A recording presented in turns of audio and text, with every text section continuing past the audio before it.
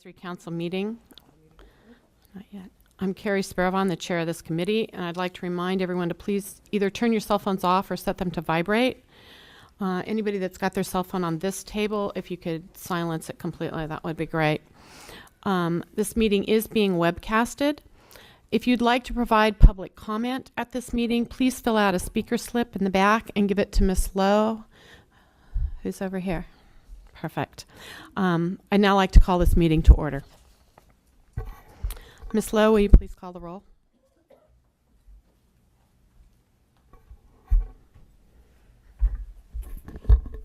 Dr. Byrne, Ms. Ehrlich, Yes, here. Ms. Webster, Here. Ms. Jaroslawski, Ms. Sparravon. Here. All right. So we have been advised by legal counsel that even though we don't have a quorum today, we can continue to do business. And then our findings here will be presented to the medical board and they'll make the final decision on them. The next item agenda item is public comment. This is a place where people who would like to speak to an issue that is not on today's agenda can come forward. The council cannot act on any of it, but we can hear your statements. Is there any public comment on items not on the agenda? Right, seeing none, I'm going to move to the next agenda item. Approval of the Midwifery Advisory Council meeting minutes from August 30th. The agenda item 3A is approval of the minutes from the August 30th, 2012 meeting, so last year's August meeting. The agenda item to approve those minutes was tabled at the March 14th meeting to allow additional time to review the minutes and make recommended changes to board staff. The changes have now been provided and board staff has reviewed and incorporated them. So the minutes are once again included here for approval. Do I have a motion to review these minutes? To approve the minutes? A second? Great. Is there any MAC discussion regarding the minutes? Anybody have any comments? Are you okay with them, Karen? Great. Is there any public comment on the meeting minutes from the August 30th, 2012 meeting? Seeing none, all in favor of accepting the minutes as they are currently written? Aye. Aye. Opposed? Great. The motion carries. So the August 30th, 2012 minutes have been accepted. Item 3B is approval of the minutes from the March 14th, 2013 meeting. Do I have a motion to approve the minutes? I motion. A second? Second. Great. Is there any public comment on the minutes from the last MAC meeting, the March meeting this year? Any MAC input? Great. All in favor of approving the March 2013 minutes? Aye. Opposed? Great. So the motion carries and the minutes are accepted. Item 4 is my report. I'm going to make this really brief because there are several other items on the agenda that are going to take a significant amount of time, I'm anticipating. I would just like to commend all of the parties who've been working at the legislature the last 6 months. I'd like to commend them on their dedication and hard work to craft language regarding licensed midwives that will improve the ability of families in California to access our care. My heartfelt thanks goes out to the California Association of Midwives, Constance Rock and Sarah Davis, and most especially the many lobbyists, Lucia Davis Rodriguez, whom I'm told always knew just how to charm the legislative staffers. This is Lucia standing up over here in the chair. I'd also like to send a thank you to ACOG's representatives, Shannon Smith-Crawley and Lori Gregg, and the Medical Board Chief of Legislation, Jennifer Simoes. And last but certainly not least, many thank you to all of the consumers who made their voices heard either in person or through the California Families for Access to Midwives and their president, Adiolia Desam. Additionally, And finally, a heartfelt thanks to Assemblywoman Bonilla and her staff for providing a mechanism for positive change for birthing families in California. I'd also like to just take a moment to thank and honor Faith Gibson for her many, many, many years of service, not only on this council, but to the advancement of midwifery in California and across the United States. Thank you so much, Faith. And I look forward to continuing to work with you in different capacities. All right. Does anybody feel the need to comment on my little presentation there, or are we all good? All right. Seeing no public comment. Is there any comment here on the MAC? I second everything you've just said. Thank you. All right, so now we're going to move forward to the selection of a new Midwifery Advisory Council member. Applications were solicited from all California licensed midwives for a 3-year term on the Midwifery Advisory Council. The following individuals have submitted applications to fill the licensed midwife opening on the Midwifery Advisory Council. It would really help me as I read your name if you just raise your hand so I know whether you're here or not. Sharon Economides, Maria Iorillo, Renee Wilson, Tosi Marceline, Zaleh Yadola, Lori Luton, Jeannie DeCrife. Okay. At this time, would like to just say that legal counsel's opinion is that this seat must be filled by a licensed midwife, and it cannot be filled by a nurse midwife. So we must disqualify Catherine McKee from the process. Catherine, are you in the room? No. Okay. So I only saw Tosi Marceline's hand go up in terms of applicants. All right. So I'd like to invite you, Tosi, to come forward and just give us a short statement about your qualifications and your interest in serving on the MAC.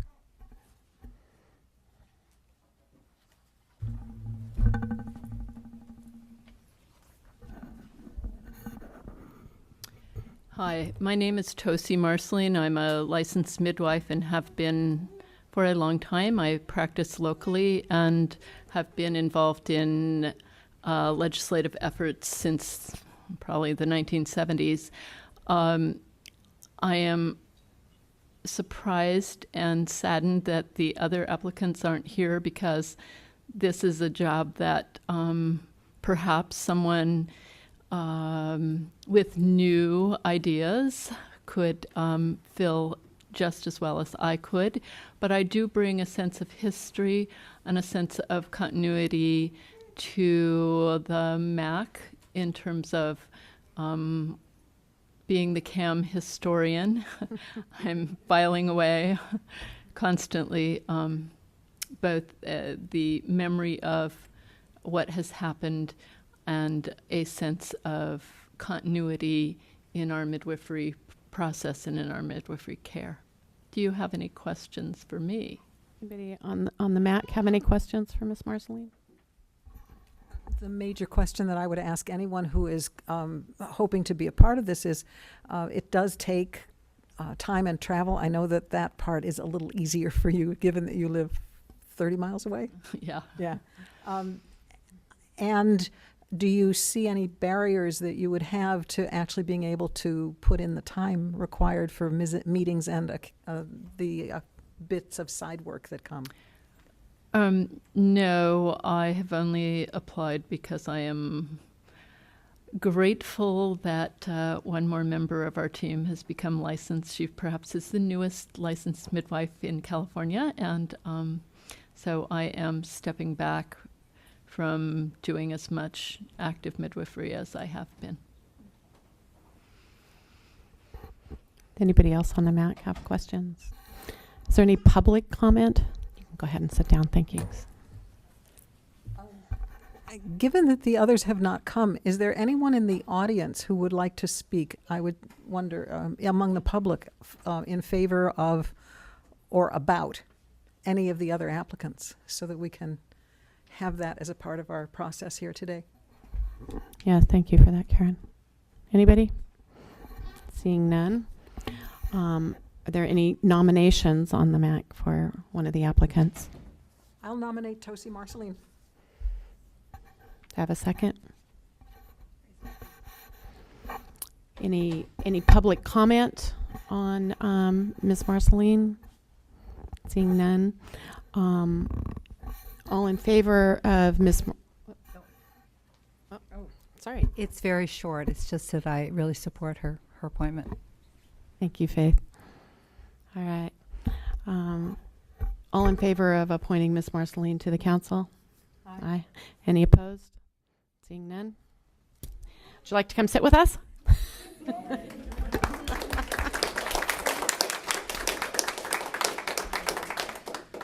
going to submit a name to the board.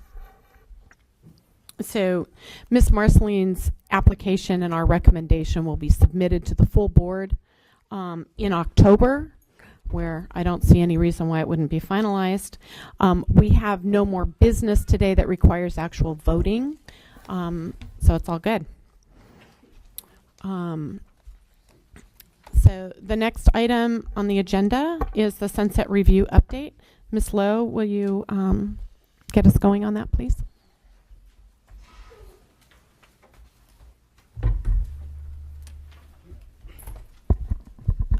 Hi there. We are fortunate enough today to have our Chief of Legislation for the Medical Board, Jennifer Smoes, with us. So I'm going to just hand it over to her and she can give you the update.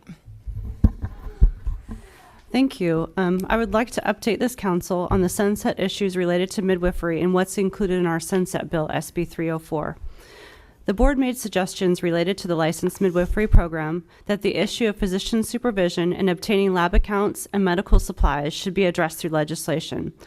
The BMP committee agreed, and AB 1308, which is sponsored by the American Congress of Obstetricians and Gynecologists, includes language to clarify that licensed midwives can obtain lab accounts and medical supplies. The board currently has a supportive amended position on this bill, with the amendment being for the bill to address the physician supervision issue. The board also recommended that the issue of midwife students' apprenticeships needs to be clarified in legislation due to the confusion in the midwifery community. SB 304 includes language that would define a bona fide student as an individual who is enrolled and participating in a midwifery education program or who is enrolled in a program of supervised clinical training as part of the instruction of the 3-year post-secondary midwifery education program approved by the board. The board recommended that the issue of midwife assistance needs to be addressed in legislation and what duties the assistants may legally perform, as it has been brought to the attention of the board that licensed midwives use midwife assistants, and currently there is no definition for a midwife assistant or the specific retraining requirements or duties that a midwife assistant may perform. The BMP committee directed the board to provide more information regarding the proposal and to address the issue of midwife assistance in legislation. SB 304 does not include language, and the board is still working with this council to come up with that definition. The board suggested that existing law also be amended to include certified nurse midwives as being able to supervise midwifery students, and SB 304 does include language that would allow a CNM to supervise a midwifery assistant or student. SB 304 is currently in the Assembly BMP committee and actually will be heard in committee next week on the 13th. And that's all I have for that item. Can you give us any further update about really recent happenings on AB 1308? Yeah, that's the next item. So, Okay. Are there any questions regarding the Sunset Review, SB 304? Okay. I have one regarding the assistant language. Is that likely to get addressed this session? Are we still working on that? I think that what I've been told from the licensing program is that they're still working with this council to come up with the definition. So what the committee's kind of asked us to do is get consensus from everyone before we come to them with language, and I don't think we're at that point yet. But it's something that can either, if we get to that point before a session ends, or, we still have the opportunity to sponsor bills on our own for next year. It's getting to be kind of the end of legislative session right now, so it's kind of like the last minute things are being done to get bills through. So I think this will likely be something that we address next year, because every year we have like omnibus bills where we can address things like that. So this might be a candidate for that. Okay, yeah, we've done an awful lot of other stuff. Yeah, we have a lot going on in our sunset bill. Is there any public comment on SB 304? Okay. Seeing none, I'm going to move to the next agenda item, which is Assembly Bill 1308. Okay. AB 1308, and there's actually a copy of this bill in your packets under tab 7, page 52. I've also made some copies of the board's most recent analysis, and that should be on the back table, and the council members should have a copy of that. So just for some history, AB 1308 is currently in the Senate Appropriations Committee and will be heard in committee on August 12th. AB 1308, as originally introduced, would allow a licensed midwife to directly obtain supplies, order testing, and receive reports that are necessary to the licensed midwife's practice of midwifery and consistent with the scope of practice for a licensed midwife. The bill would also require the medical board, it would have required the medical board to adopt regulations defining the appropriate standard of care and level of supervision. And the bill will also require a licensed midwife to disclose in oral and written form to a prospective client the specific arrangement for the referral of complications to a physician and surgeon. However, this bill was amended in July and would now allow a licensed midwife to obtain devices and obtain and administer drugs and diagnostic tests. Amendments would specify that a licensed midwife is not required to identify a specific physician in the arrangement for the referral of complications to a physician and surgeon for consultation. The amendments would also allow a licensed midwife to be an attendant in an alternative birth center and change the standards of certification that must be met by an alternative birth center to those established by the American Association of Birth Centers.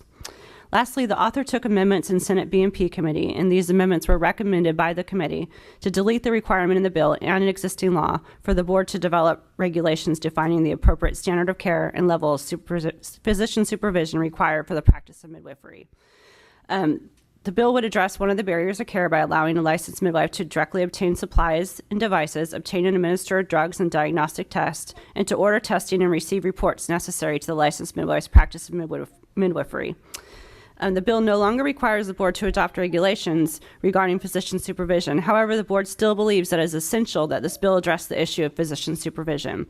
Board staff will be continuing to work with the author's office and sponsors on language that will help to solve the issue of physician supervision and remove barriers to care, while at the same time ensuring that consumers are protected. The board will continue to support this bill, but will work with the sponsors, the author's office, and interested parties on language that will address physician supervision. I'm not here from the author's office, so I can't speak to what language they're thinking about putting into the bill. I know that we've been actively meeting with them and working with them, and I believe that they intend to address the issue of physician supervision. Thank you. Is there anyone here from Assemblywoman Bonilla's office today? I told them about it, but I think they had a meeting at the governor's office. Or Sonia was going to come, and she had something that came up that made her unable to attend. You mean we've been thrown over for the governor? I don't understand that. Happens to me too. Great. Does anyone have any questions regarding AB 1308 that they would like to ask Jennifer Simoes on this council? No. Is there any public questions or comments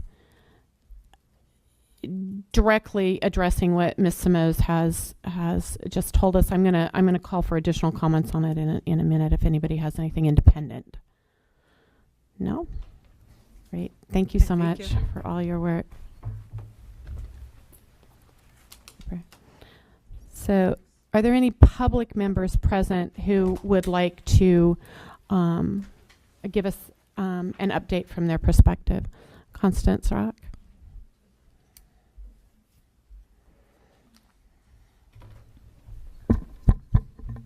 Hi, Constance Rock, President of California Association of Midwives, and this is Sarah Davis, Vice President. And we have been working with Susan Bonilla and ACOG on drafting language for this bill that will remove physician supervision. Yesterday, we came to consensus, and Susan Bonilla did promise that if we could come to consensus, the bill would go through. So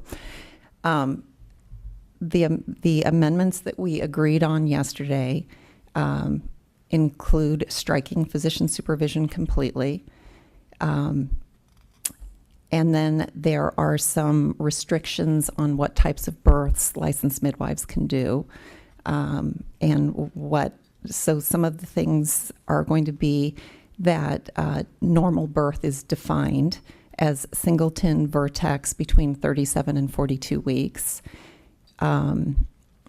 No pre-existing disease or condition that could significantly impact the pregnancy or pregnancy-related diseases. It does allow for concurrent care with women that are outside of this criteria. So, for example, with twin pregnancy, we can provide care. We just won't be doing the deliveries. The bill also limits physician liability for consultations of clients planning out-of-hospital birth and transfers from out-of-hospital birth. It authorizes, well, this is already in there, authorizes LMs to directly obtain drugs, devices, and testing related to midwifery practice. It adds some requirements to the licensed midwife disclosure. Do you want to give specifics about the disclosures information? Off the top of my head, I can't recall them all, but I can say that in the way that licensed midwives generally practice, they're all disclosures that we verbally make to our clients. So I don't think that it's going to be a problem for anybody to have to include these in writing as well. For example, just stating that there are conditions for which we do have to transfer, specifying the situations that we would transfer care to or require consultation, whereas right now all we're required to do is an emergency care plan for the birth. This is going to also say it for the pregnancy. A couple other things like that that are quite reasonable for our disclosure. It'll just make it longer. Thank you. The bill will require licensed midwives to provide records and give report to physicians receiving transfers of care, which I think is something we all do anyway, but it will require us to. It will require hospitals to report each transfer using a standardized form. The details around this, I would say, are not fully fleshed out yet, but this is for the purpose of data reporting and creating a better standard around transfers to hospital. The bill will allow the medical board or ask the medical board to adjust some of the data elements for our annual reporting to be more in line with MANISTATS. It also suggests that midwives also do MANISTATS. Great. That's a good step. Yeah, it's a good step in the right direction. And then this is already in the bill, but it adds licensed midwives as providers and licensed alternative birth centers. Great. Is there any questions from the council members?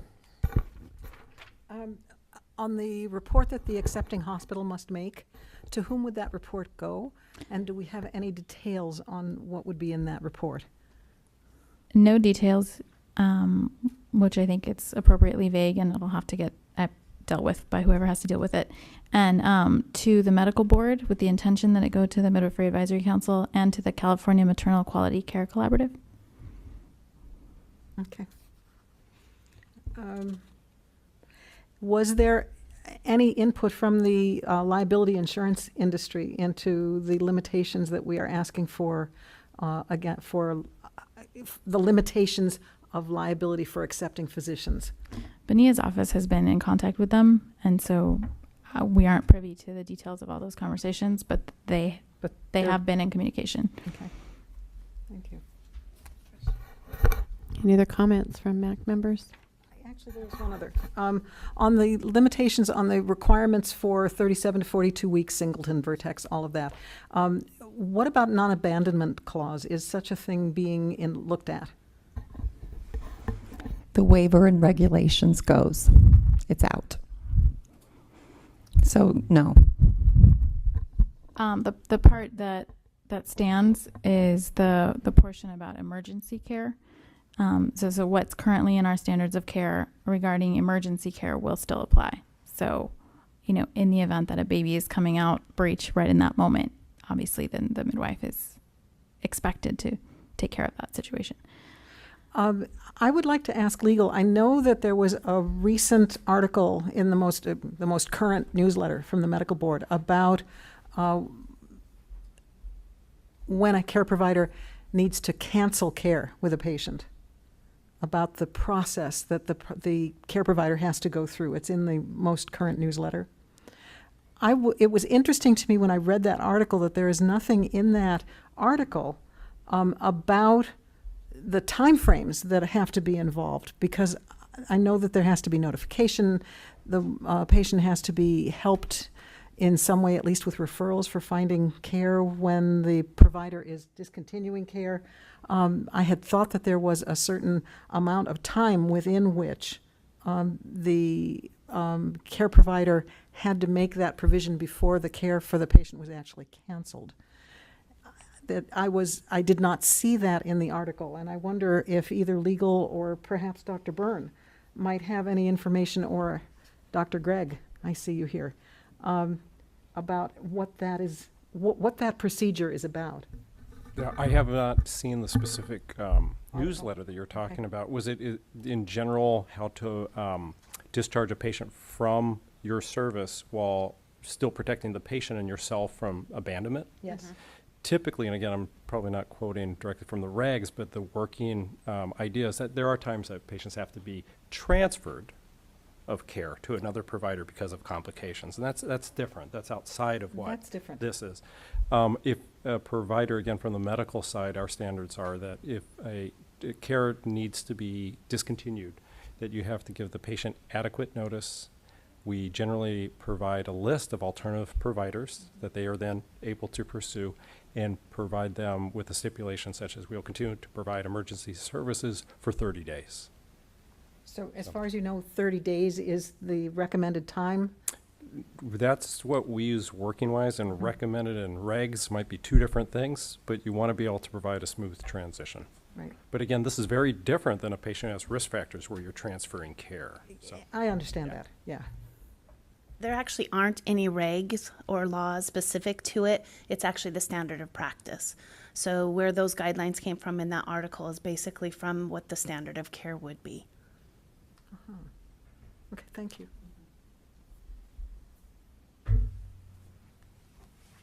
I had a comment on the proposed regulation. I think this is really pretty remarkable and great. And I thank you guys for your efforts and years of work behind it. Because for all of us, if our core goals are really simple, we want to have wonderful, healthy care for women and their children. And so if this helps provide a way of providing additional autonomy coupled with additional accountability, I think that's a good mix. So. We do too. Thank you. Anyone else on the council have comments regarding this? Is there any public comment? I had one Sorry, question.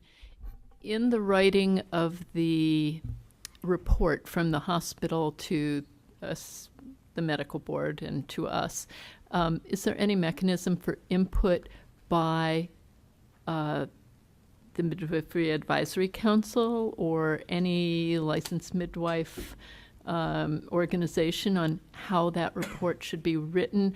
My concern is that it all comes from one point of view and would not represent the view of the transporting midwife or the parents.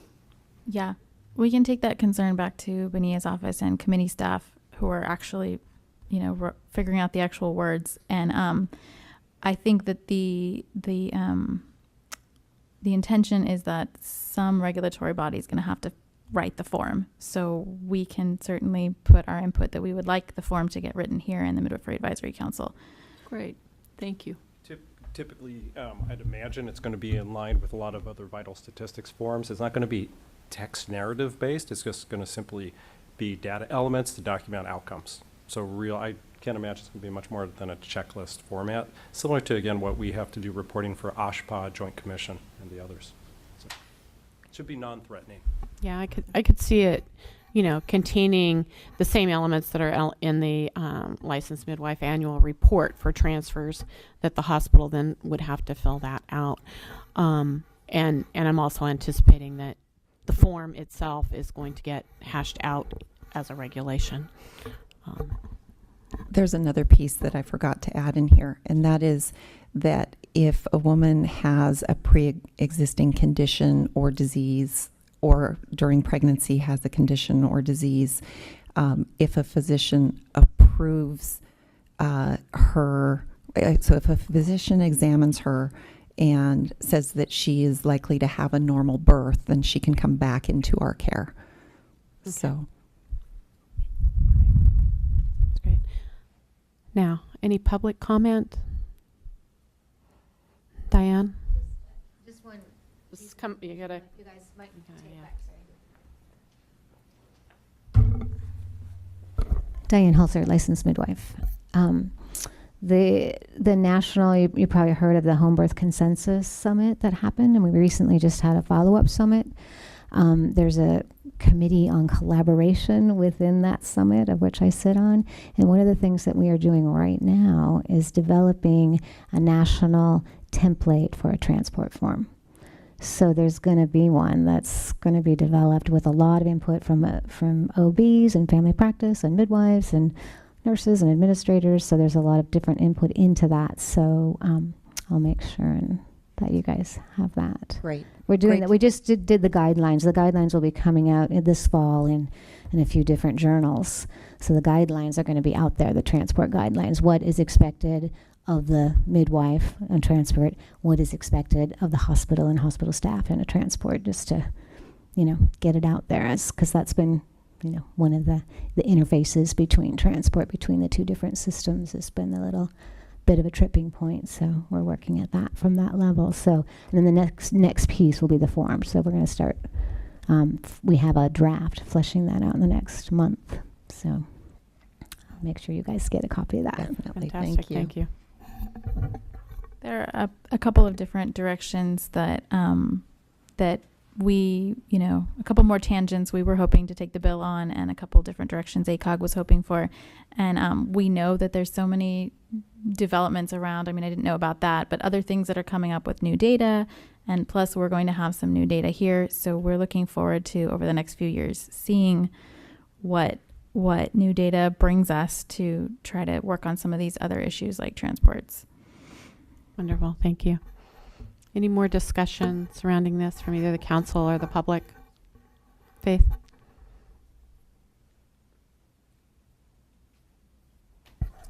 Faith Gibson, licensed midwife. I just have one question, if you guys know, which has to do with the mother's right to decline being forced into medical care that she doesn't want. For example, the woman who is 41 weeks and 8 days, that kind of thing. I rarely have anyone who's really post dates. I do monitoring, that kind of stuff, and I hope other people do. But I also don't want, as a midwife, to be put in the position of being like a perinatal policeman, where I say to people, I'm sorry, you don't get a choice anymore, that this is the way the law reads, and we can't provide care to you. So hasn't been addressed at all? We tried to address it. There will not be a way for women to choose to have their licensed midwife attend their birth outside of these parameters. The midwife could choose to do so at the risk of action against her license. In the clause that you spoke about a few minutes ago about the pre-existing condition, if you send the mom to the local perinatologist and he does a non-stress test and says, the next 24 hours, 48 hours, things look okay, is that a possibility? The way that we're anticipating that it's going to be written, the way that we discussed yesterday, no, that wouldn't be. For breaches, multiples, or the gestational age, that wouldn't be a possibility. Okay, thank you. How does that read right now? Is there anything, or is that just not defined right now?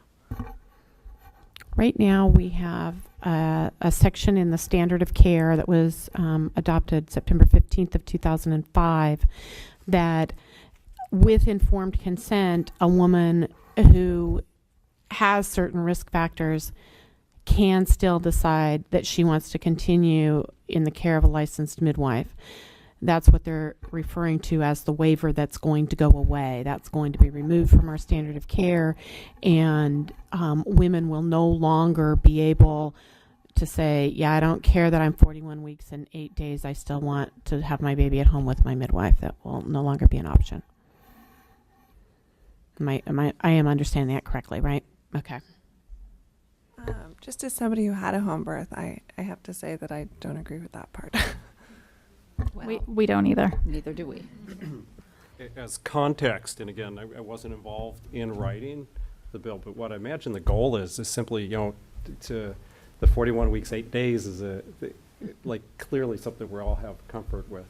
But if care is being rendered by a licensed midwife for a woman who absolutely refuses transfer, and that woman has lupus, is on anticoagulation, and has multiple issues, then it's very clear, right? So I wouldn't, just as that's a crazy hypothetical on one side, that's also a case where we'll probably be more nuanced.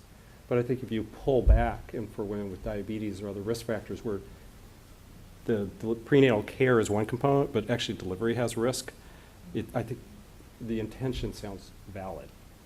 We think so too. Okay, thanks. Yeah, it's. I think for all. I think I speak for, if not all, most midwives who practice out of hospital. So much of our training and how we work with women goes hand in hand with choice, and women being able to choose where and with whom they're going to birth. And the original clause in our standard of care was put in so that women could continue to have that autonomy. And unfortunately, or fortunately, it has, become what we gave up in order to eliminate physician supervision. And so I think it's going to make most of us a tad uncomfortable that women can't, or maybe even more than a tad, that women are no longer considered autonomous beings in terms of their own health care and who they choose to provide that.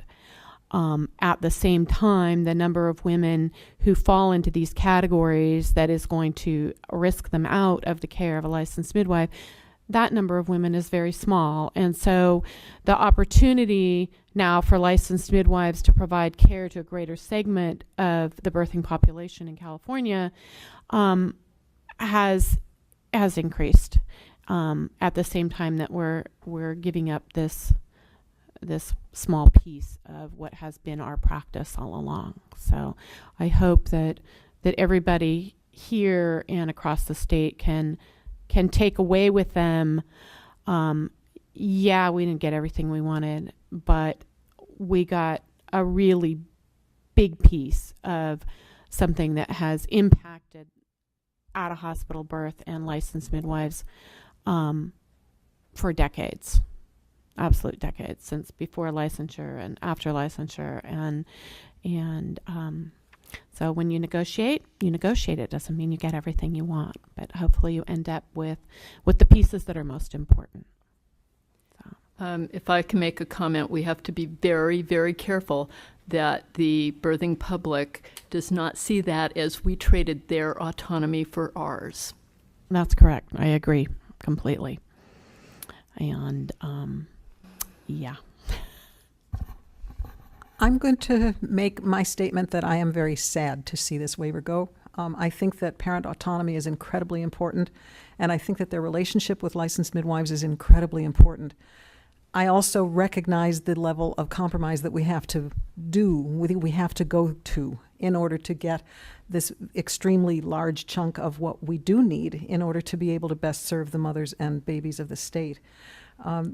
I would hope that in the process, because I do believe if we are going to get the physician supervision clause removed, we're going to have to go with this compromise, and I welcome and accept that we also can make it a point as we go forward that perhaps parents that they be the ones who would then go to their legislators and say, we still need this. This is not okay with us, that we would be removed from the care of our midwives because we have been fully informed and are making a medically unpopular choice.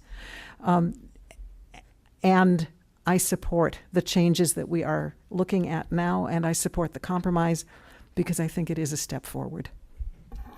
And I'd just like to add to that, that I see real possibility now that, there seems to be this writing that's going to happen in the next week or so that will remove supervision as a requirement.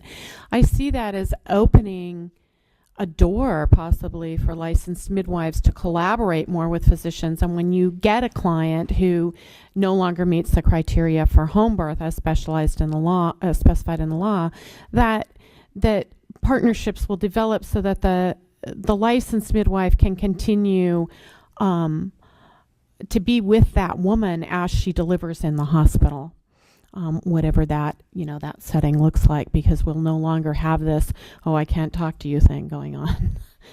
So, Dr. Craig, did you have something? Yeah, I just wanted to say it's been a long process, and I want to thank these two individuals to my left because they've probably sat in the Assemblywoman's office longer than I have. I've called in for a lot of them, but it's been compromised. Both, ACOG has given up a decent amount, and CAM has given up, and we've really met in the middle. And Assemblywoman Bonilla has really been a good referee and all that, and really helped us come to a really good consensus that I think is just going to improve care and interaction and really help that transport process.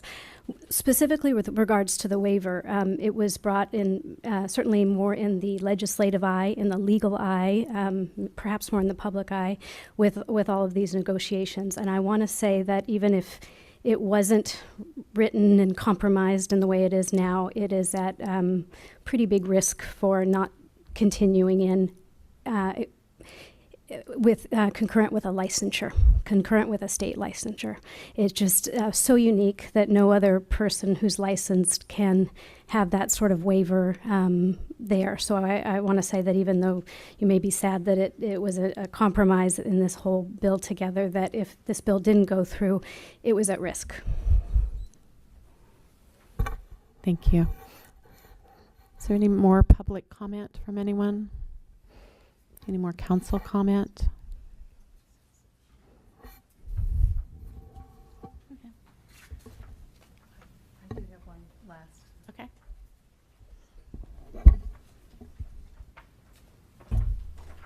Faith Gibson, licensed midwife. Don't want to beat a dead horse. But since we're moving into an arena that has to do with consulting and collaborating with physicians, the same issue that I just addressed a minute ago, which is the 41 weeks and 8 days pregnant woman, could that not be a consult that if the mother is sent to a physician and consulted with, and has the approval of the physician, that would not risk her out. I do have to tell you that women ask you when they interview you, they say, what are the rules? And maybe not so much for first-time mothers, but certainly for second-time mothers whose last babies didn't come exactly when they were supposed to. When they hear 42 weeks, it's like, oh my God, they're like, their whole pregnancy is like, oh my God, if I don't have my baby before 42 weeks, all this stuff is going to happen. And I swear to God, it makes them overdue. Their legs are crossed. Anyway, I don't want to go back an inch in what we've done in terms of being able to deal finally successfully with supervision in my lifetime, which I was afraid I was going to die before it happened. But I still do think that this is going to be a different issue. There are other things. There are rupture of membranes. So there's a whole list of things that you could add to that, and so I appreciate the post dates issue. It's a big thing in the statistics for sure in terms of bad outcomes for babies, but also there are a lot of people who go over date who have perfectly wonderful normal births, and then you find out, you do the gestational age assessment, and you find out that the baby comes out to be 39 in 4 days or 40 in 1 day or something like that. So some way in particular, that one more so than others, I think we need to continue to work on. Thank you. Thank you, Faith. Sarah? So just to let everyone know how the amendments we're expecting for 1308 will affect Medi-Cal and LM's ability to get Medi-Cal reimbursement. There are a number of steps, but removing the physician supervision requirement was the first major hurdle for us toward Medi-Cal reimbursement.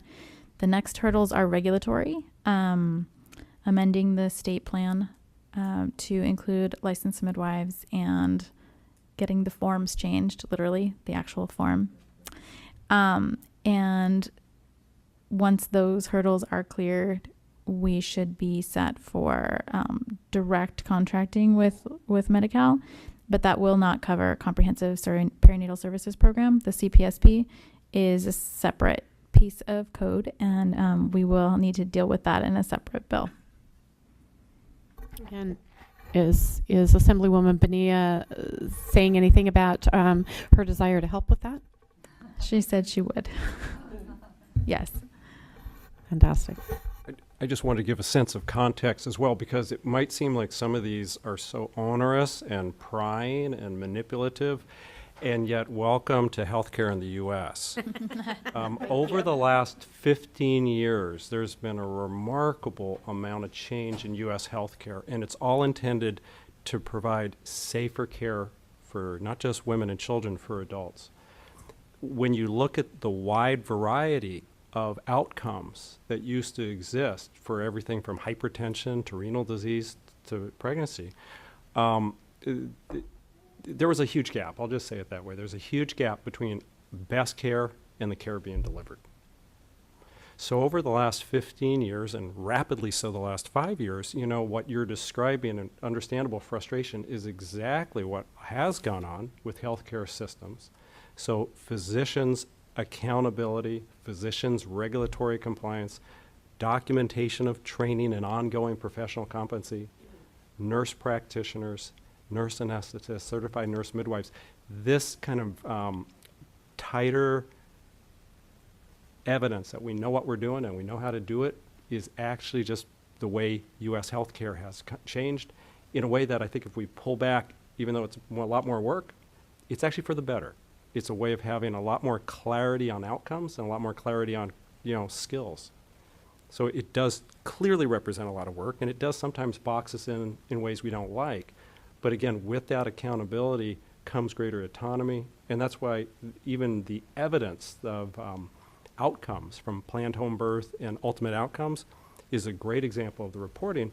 Well, again, it's the same way on the clinic side, same way on hospital side. So I hope that helps, because I know sometimes people could feel like it's just us.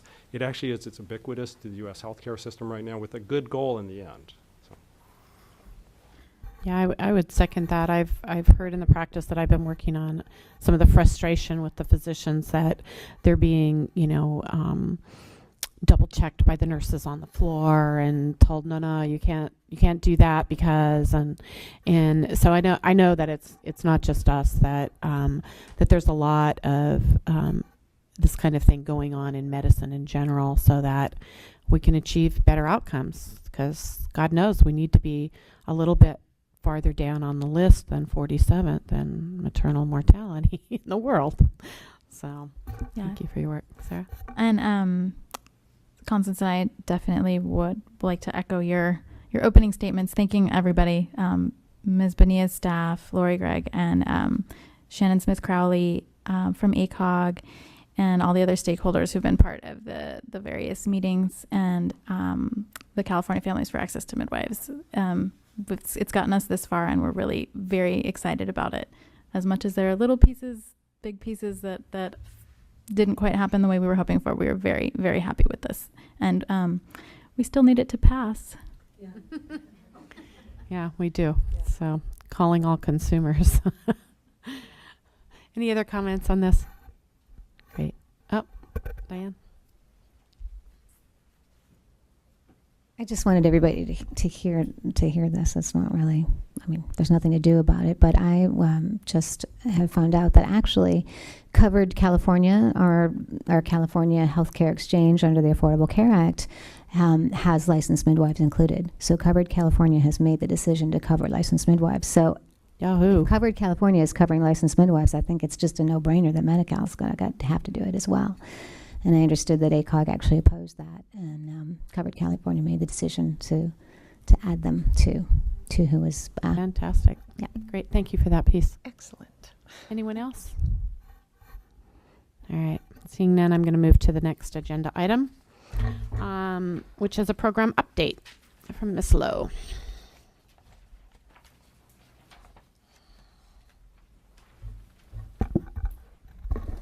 Thank you. I'll try to keep this brief. Before I get into the statistics that have been provided in your packet, I want to provide you an update on the actual program within the board. A few items. One would be that our current analyst, Susan Morrish, who's normally at our meetings, is no longer with the board as she has retired from state service, which means that there's a vacancy for the midwifery position in the board, which will be currently being fulfilled by myself and other staff that's available. So I think what Natalie's saying here is keep our requests to a minimum. Send her on wild goose chases for minutes that are 8 years old. no comment. Okay. Thank you. But I am available if you need anything. So. Also, I'd like to bring to your attention that the medical board has been working diligently on the Breeze project, which is slated to go live mid-September. What that means for licensed midwives is that once we go live, the initial applications for midwifery, as well as renewals, address changes, name changes, will be available online. There are some I won't say concern, but there will be issues with the system when we go live, in that there may be delays in the renewals. We will have to shut down our cashiering for some time, and then we'll go online with the new system. We would recommend the word gets out to all licensed midwives that if their renewals are coming up in August, September, October of this year, that they go ahead and renew as soon as possible to delay any to avoid any delays. And the reason for that is that if we do not actually have the renewal in our hands, we are officially not licensed. Is that correct? Well, the renewals will be mailed out and you can send your payment in as usual. However, when we go live with the system and there's any unanticipated delays with the processing, your expiration date is your expiration date. So, what's the go live date? It's currently mid-September. And would you explain to the group, to the public here, what Breeze is? Many people might not know. Breeze is a Department of Consumer Affairs overall system for processing applications. It's also for doing upgrades and maintenance on licensed applicants. It's twofold. It's one, it's going to be an online system for consumers. They can verify the license through the Breeze system. They can also apply and do license maintenance online.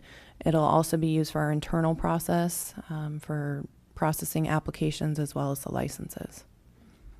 It's a major project that's taken A couple years, but it's also taken significant amount of staff time and testing, and it's just a continuous process. So we're very hopeful that it will go smoothly, but again, any licensed midwives coming up for renewal, please renew early. And obviously, if there's any major issues or delays or problems, we would be notifying all of our licensees if information becomes available. Let's see here. We will be also notifying our licensees and applicants that we have email contact information for, and that information would be stored in our subscriber list, which is available from the medical board's homepage. If you haven't signed up for it, you can. There's a link on the board's homepage on the left-hand side of the screen. And what this says is you enter your email address and it'll allow you to receive updated information from the board when it becomes available.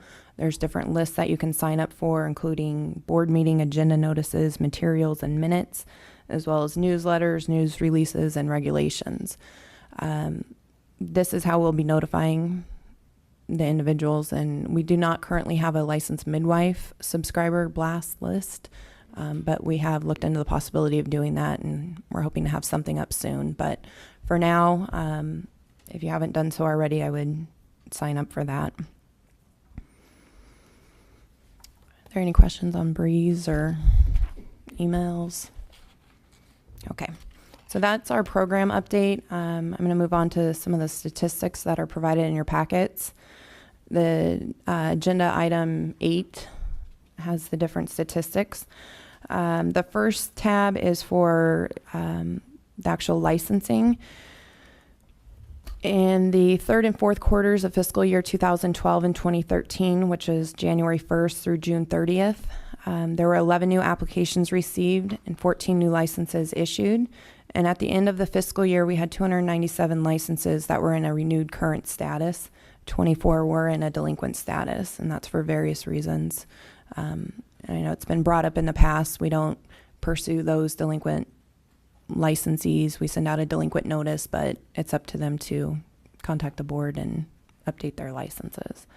Question, do you mind just teaching me how many delinquent notices do you provide until their license is invalidated? There's an initial renewal notice that goes out, and then one delinquent notice goes out. And subsequent to that? It's up to the licensee to contact the board. Yeah, they get 5 years, right? Their license would stay in a delinquent status for up to 5 years from the expiration date, and then it would cancel out. Does anyone know how that compares to CNM requirements under the BRN? Because that's a lot more tolerant than physicians' licenses would be, like lost if it went that long. It's And the same as for physician and surgeons. 5 years of non-response? Okay. Delinquent status for up to 5 years from the expiration date, and then it would cancel. During that time, they can renew it, but they would have to go through our processes. Okay, so there are also additional licensing statistics provided. I'm not sure if anyone has any questions on those. If not, we're going to move on.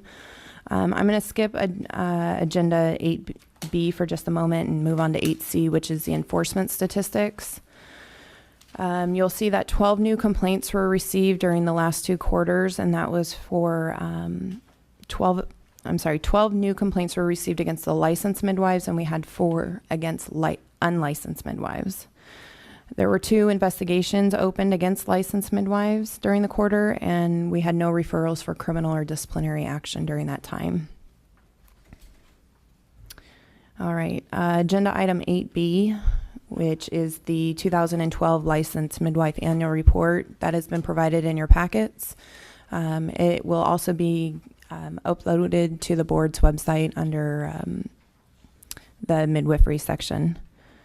In the packets on the report, you'll see that there was an 87, well, you won't see it, but the data reflects that there was an 87% submissions rate, which per OSHPD, that was the highest submission rate that they've received so far, so they were pretty pleased with that.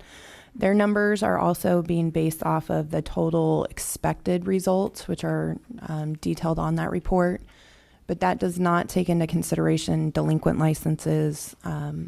So there's a little bit discrepancy in some of the percentages that have been provided.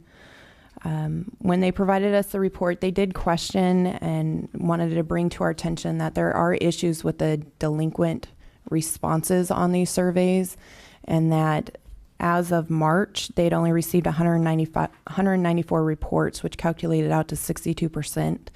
And they just wanted to bring it to light that for midwives, submitting the report timely is helpful to them. It's helpful to the medical board. We provide notices out to any midwives that haven't updated their reports.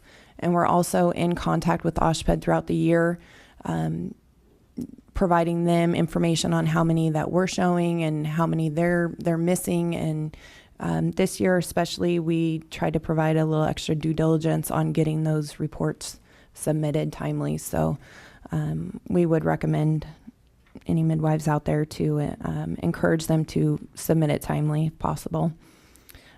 We'd also like to mention that OSHPD has been very helpful when we've received not necessarily complaints, but contact information regarding issues with the reporting system.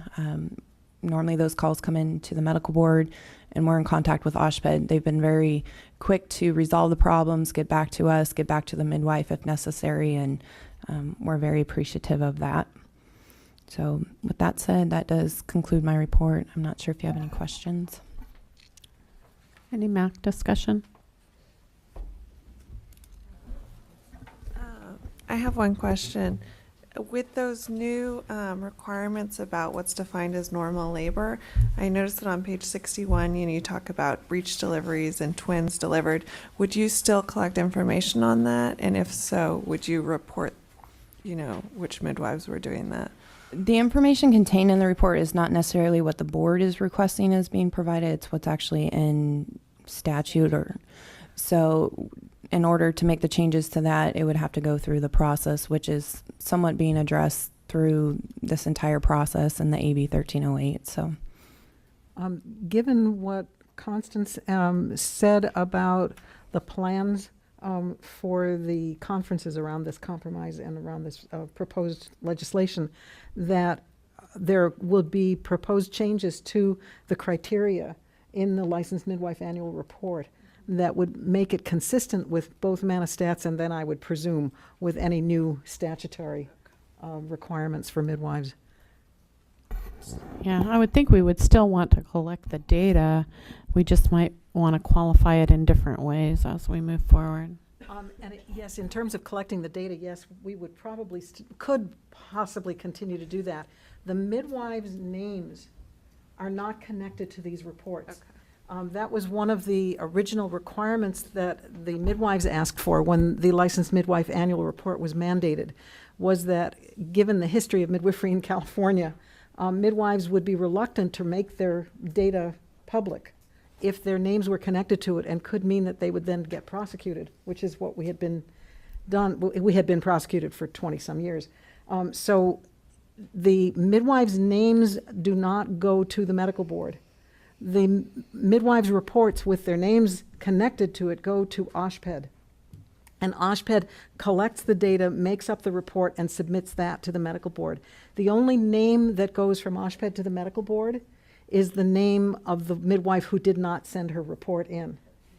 Okay, I'm relieved to hear that because I think that data collection would suffer if names are attached. Yeah, we all agree, indeed, which is another reason that the reporting form for the hospital, as proposed in this new legislation, really needs to get fleshed out in a way that protects confidentiality, not just of the patient, I think, but of the individual midwives as well, so that we have the data so that we can make changes that are necessary, but that we're not singling people out. Okay. And again, the context from the rest of the other components of healthcare is that degree of transparency is actually really important. In a hospital setting, midwives and physicians who are on hospital staff, currently the national standards through the Joint Commission is that they have to go through quarterly assessment and review by their departments to continue to practice. And that often includes doing quarterly assessments of their number of births or their number of procedures. And that isn't part of this discussion, but again, if this is the change that's been going on in healthcare as a whole, don't be surprised or threatened if that's part of the evolution here, because it comes down to, again, really trying to serve the society of saying, like, we have high quality individuals providing high quality care, and we're using data to help validate that. The data could really help too. I appreciate what you just said, but we're also talking about the data that's going to come from hospital-based care. Mm-hmm. Any physician in the state who is independent, does not have hospital privileges, just does office-based care, does not have any of that kind of reporting requirement that I'm aware of. Not true, because the payers require this too. So this is where people who are off the books taking only cash from patients, as long as they remain licensed, have a lot of leeway. If they lose their license, then they're unlicensed practice of medicine. But these aspects of collecting transparent, consistent data is part of the whole process of reimbursement, and staying on a provider panel too. For the panels, yes. Yeah, I think, for Medi-Cal and the other payers. So yeah. it's just part of, again, the process of trying to make sure there's high quality. Yeah, I think that we need to recognize that when the collection of data was instituted, we still had the requirement of physician supervision. And so midwives didn't want the medical board, their governing body, to have their individual name when everybody was practicing outside of the letter of the law. Now that physician supervision appears to be getting removed, that particular issue is going to go away, and I think that it's going to quiet things at the transport level, hopefully, over time, so that everybody's working collaboratively rather than the physician trying to figure out who the midwife supervisor was. And I think that's going to go a long ways towards easing the minds of midwives who are still in the thought process of, I don't want to go to jail, which is where we were 20 years ago when I was trained. Teach me something. When did midwives have to start by this requirement to report? The first reporting year was 2008, correct? Yeah. No, this format, but hasn't other data reporting been part? We didn't have any reporting requirements before that. Okay. Yeah. So that helps me understand as well. So again, there has been a ramp up. If you talk to, again, any other healthcare providers, I don't know about dentists. Dentists might have their own thing. But on the allopathic, homeopathic, not homeopathic, allopathic, naturopathic, we have a lot more data collection. And so this is something you'll hear physicians grouse about and certified nurse midwives grouse about as well. They're tracking my number of cases. They're tracking how sick my patients are. And it's true. And that's part of, again, trying to elevate and have care that's fair, transparent, and sustainable. Yeah, So and it does come with growing pains. I think that actually that can only, in the long run, benefit midwives if we're documenting in a database that allows for studies to be done. Okay, so you have data coming from midwives who are wholly apprentice trained, midwives who are trained on a at a distance learning model. You could then compare those with the data from certified nurse midwives, and if we can show that, where this data is coming from, we can make a better case for the job that we're doing, and I think that can only be good. And I expect that the MAC will definitely be involved in crafting any regulations that are needed out of either one of these two bills that are progressing through the legislature right now. Any other comments? No. All right. Thank you, Ms. Lowe. Thank you. All right. So agenda item 9 is discussion of agenda items for the December 5th, 2013 Midwifery Advisory Council meeting. In addition to an update on the midwifery program statistics, update on sunset review, are there any other additional items? I'd like to add a discussion surrounding, by that time we'll know whether AB 1308 and SB 304 have passed and what the actual language is.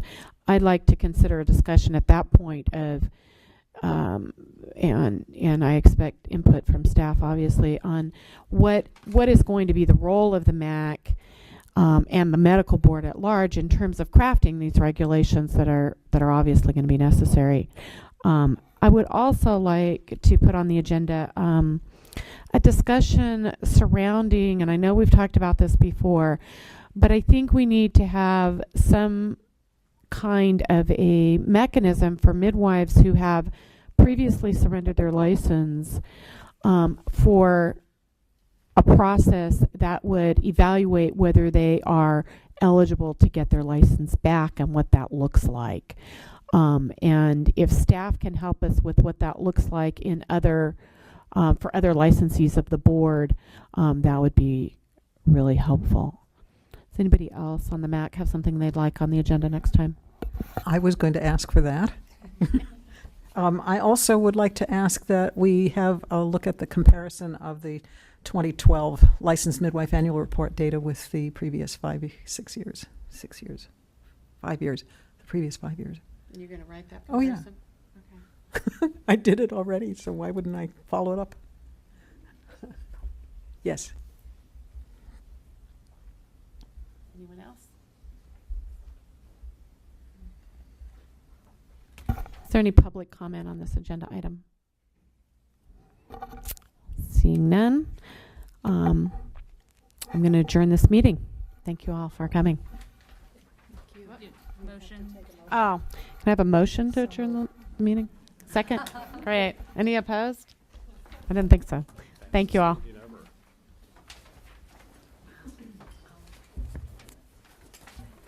No way to turn that off.